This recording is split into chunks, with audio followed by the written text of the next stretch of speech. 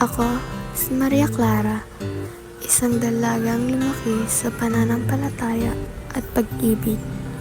Sa bawat tibok ng puso ko, dala ko ang dangal ng babaeng Pilipina, mahinhin, mapagmahal, at matatag sa kabutihan.